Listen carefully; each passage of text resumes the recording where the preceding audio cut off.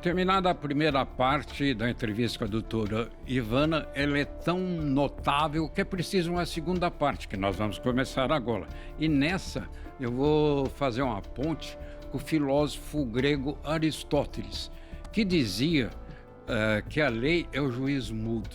Agora, há correntes jurídicas, o garantista, o absolutista, e imagino eu, a maioria prefira a decisão de consciência. Como é esse negócio de correntes doutrinárias, correntes jurídicas? Como se trabalha com isso? Essa discussão é uma discussão que está muito mais no mundo acadêmico do que na rotina nossa de juiz diário. Um juiz hoje, aqui na comarca da capital, ele realiza 9, 10 audiências por dia. Isso que a audiência de custódia é realizada no DIPO, longe das varas de conhecimento.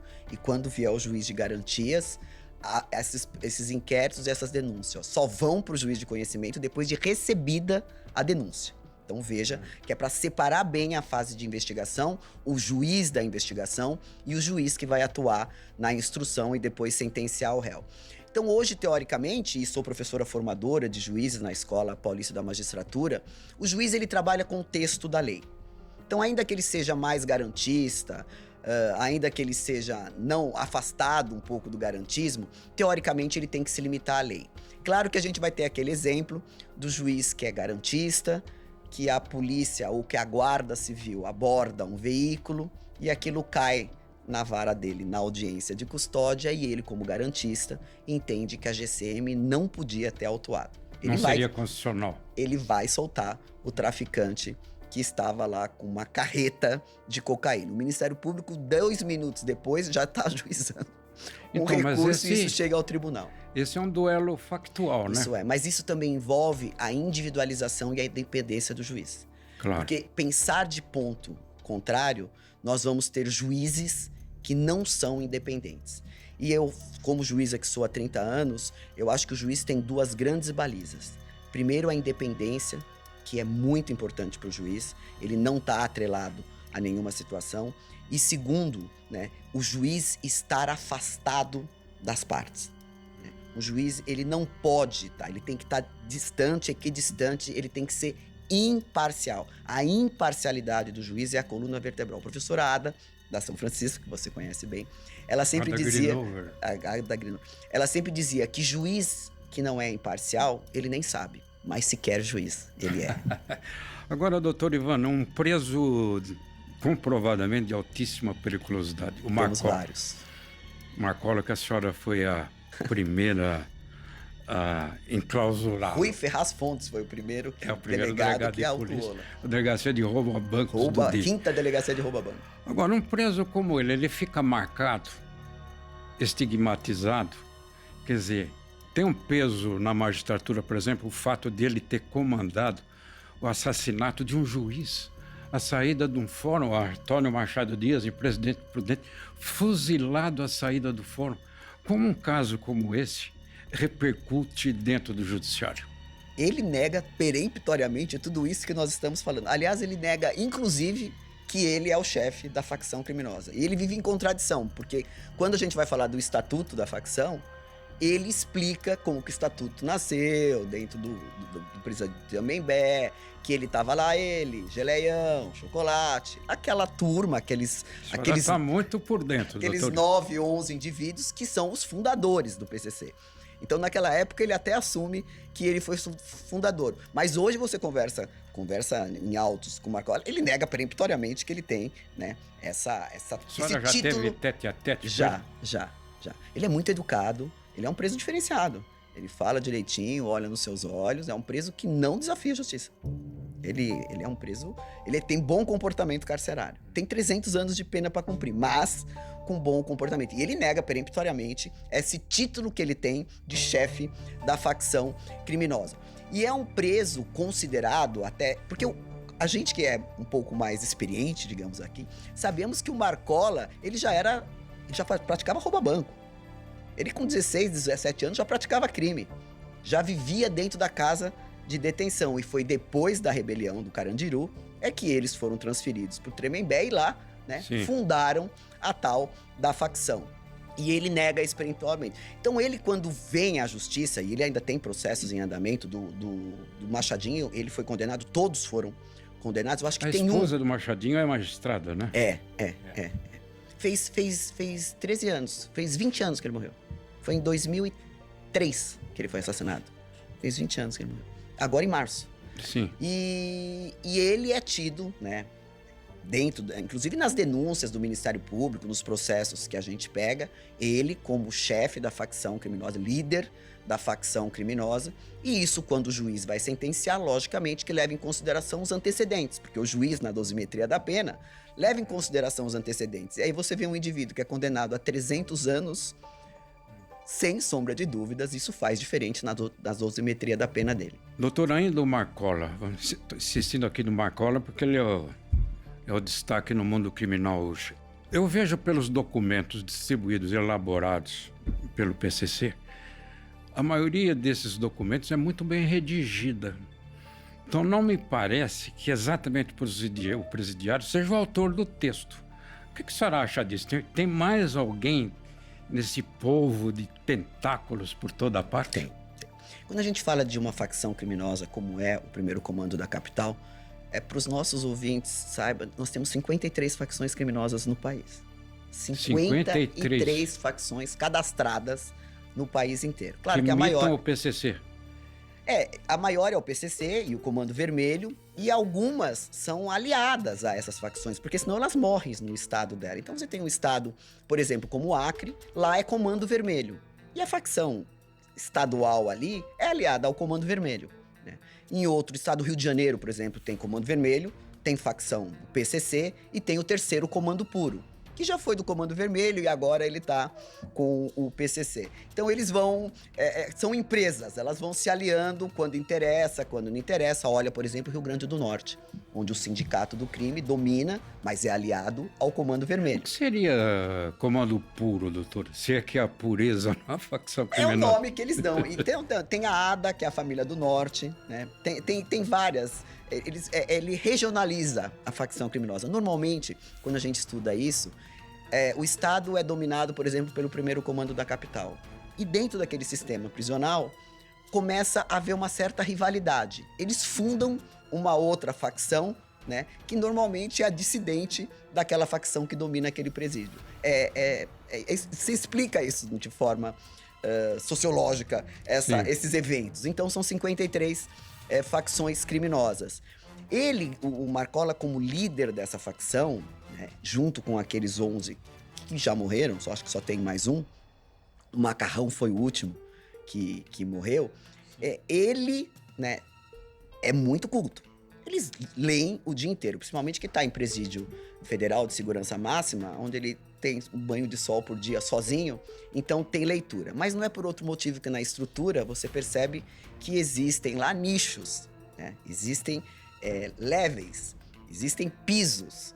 E dentro dessa estrutura, existe aqueles que a facção banca para, por exemplo, fazer uma faculdade e trabalhar para o PCC. Provavelmente dentro dessas deve ter alguém que fez história, letras e que escreve muito bem. Que colabora, ajuda. Que colabora, ganha para isso. E como se sente o magistrado diante de um conceito dominante hoje, que os presídios não passam de escolas do crime? Como lidar com isso no dia a dia? Não é frustrante muito, isso? Muito. A gente sabe hoje como... Eu tenho 32 anos de carreira. Eu tenho 31 de jurisdição criminal. Eu não sei fazer outra coisa a não ser isso. Eu nem sei se eu faço muito bem o que faço. Mas é muito triste você ver isso, porque ela se retroalimenta. Então eu tenho um menino de 18 anos que entra preso em flagrante, por exemplo, por um crime de roubo ou por um crime de tráfico de drogas. Quando ele entra no sistema prisional, ele vai ser cooptado pela facção criminosa. Ele é jovem, ele sabe falar, ele é mais audacioso. O crime gera um glamour, você sabe que gera. Se do crime você tem moto, você tem tênis da moda, você tem um dispositivo da moda. Isso gera. A namorada, né, acaba se envolvendo porque ele é uma pessoa importante. Então, esse menor, que não é mais menor, tem 18 anos, ele acaba sendo cooptado pela organização criminosa. A hora que ele cumprir a pena dele e sair, ele vai ser soldado do crime. E isso se retroalimenta. Por quê? Porque, infelizmente, e eu falo isso infelizmente porque é o escopo da lei, você não vê o Estado trabalhar no sentido de recuperação do preso. Teoricamente, o indivíduo, quando entra preso em flagrante, ele responde o processo, reconhecida a responsabilidade criminal dele, ele é condenado, e quando ele volta para o executivo, porque a pena é cumprida no executivo, não no judiciário, né? Ele Sim. deveria ser resgatado, né? Primeiro se arrepender da conduta criminosa e tentar sair do presídio, né, arrependido e reintegrado à sociedade para que não voltasse para o crime. Isso não acontece. É. Agora, por que prevalece, diante do que a senhora acaba de falar, a avaliação de personalidade, de periculosidade ou não, mas prevalece um critério para progressão de pena? Critério aritmético, a senhora não acha? Cumpriu tanto ano, está na lei de execução penal, tem condições de sair, mas não é avaliada a personalidade dele, o perigo que ele pode representar. Pois é, nós vivemos a época que o exame criminológico era obrigatório. Sim. Depois, na época, você deve lembrar melhor do que eu, já que o programa tem esse lado saudosista, quando Nagashi Furukawa foi secretário de Assuntos Penitenciários. Foi na época que a gente começou a interditar os distritos policiais da capital, onde eu tinha 10 mil presos e que caberiam 1.000, e começou a construir os CDPs e se começou a construir os presídios no interior do estado de São Paulo. E o Nagashi foi o responsável, ele é juiz de direito, ele foi juiz de direito, é juiz de direito aposentado, hoje advoga, por propor essa lei no nosso parlamento para afastar o exame criminológico como obrigatório. Então, hoje eu ainda determino o exame criminológico em casos graves, em casos principalmente que envolvam violência sexual, que envolvam vítimas como criança. A gente determina, né, o exame criminológico, mas ele não é mais obrigado. Então, o juiz, né, se limita ao cumprimento desse requisito, né, objetivo, que é matemático, e o elemento subjetivo, que é o comportamento do preso, já que não é mais obrigado o exame criminológico, fica ao olhar do juiz de caso a caso. Agora, doutor, como fica? Parece estranho para a sociedade, por exemplo, alguém é condenado por um tipo de crime, um homicídio, digamos. A Suzane Richthofen, por exemplo, ela matou os pais e a mãe. Aí chega no dia dos pais, o dia das mães, saidinha. Ela pode sair. Como que é possível explicar uma coisa dessa? Pois então, outra excrescência jurídica. A lei de execução penal não estabelece 5 saídas por ano. A lei de execução penal, no seu artigo 115 e 117, estabelece o seguinte, que o preso, em regime semiaberto, terá direito a saídas temporárias em razão de morte de família. Ele coloca lá os requisitos. Por portaria de cada juiz, e aqui São Paulo é um exemplo disso, não na minha época do DIPO, mas antes, na época onde a execução criminal também era um departamento, se baixou uma portaria identificando essas 5 datas. E de lá para cá, isso se institucionalizou. Mas eu tenho estado da federação, principalmente no norte do país, onde preso não sai 5 vezes por ano. Sai 2 vezes por ano. Sai Quer dizer, 3 caberia uma vezes por ano. exceção aqui mesmo em São Paulo? Caberia, na verdade, revogar essa portaria que cada juiz baixa e diminuir essas saídas. Entretanto, numa população carcerária de quase 200 mil presos encarcerados, você, depois de tantos anos, impor, ou na verdade, retirar esse aspas benefício que está instituído há quase 25 anos, literalmente faria com que o sistema prisional reagisse. A senhora admite que é esquisito. É absurdo isso.